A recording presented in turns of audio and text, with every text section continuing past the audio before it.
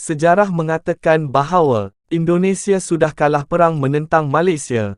Yang sebelum ini, anda boleh buka Google dan cari sejarah. Saya bercakap dengan sebetulnya ini sebagai sejarah.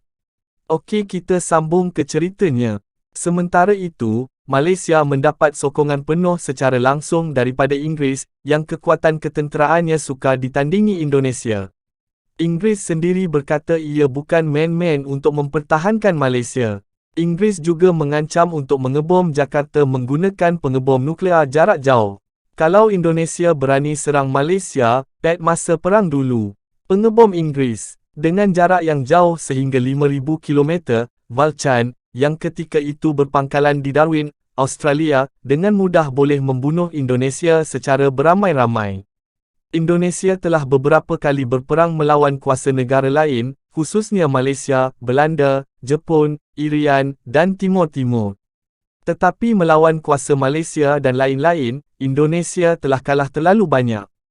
Demikian kata pakar tentera dari Universiti Gajah Mada, dalam perbincangan di Pusat Kajian Strategik dan Dasar PPSK di Blimbing Sari. Selain isu nasionalisme, Indonesia kalah menentang Malaysia.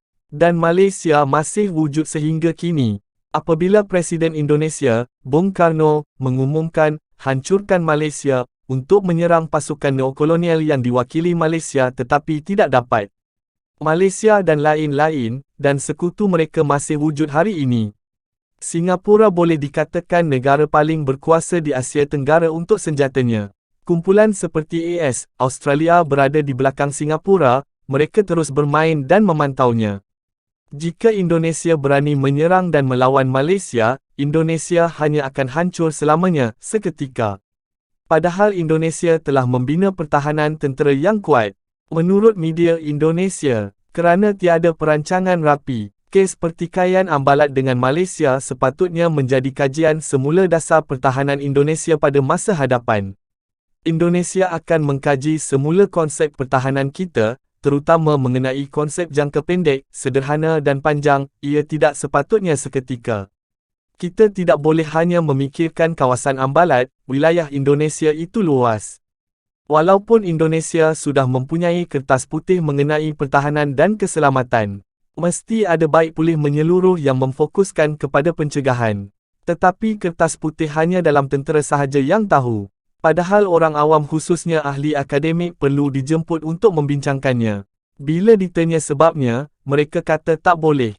Itu rahsia negara. Walaupun Menteri Pertahanan orang awam di mana-mana, mereka juga merumus, kata tenaga pengajar Fisipol UGM itu.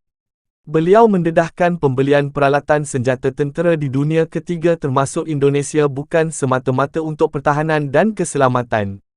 Tetapi lebih banyak untuk mendapatkan komisen kerana banyak broker senjata terlibat. Banyak kes yang sama di negara dunia ketiga seperti Indonesia, Thailand dan Timur Tengah. Komisen yang diperoleh juga sangat besar. Di Arab yang dilindungi AS, di Indonesia zaman Orde Baru pun ada yang macam tu.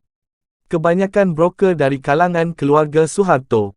Dan kes hari ini juga melibatkan broker senjata dari Indonesia.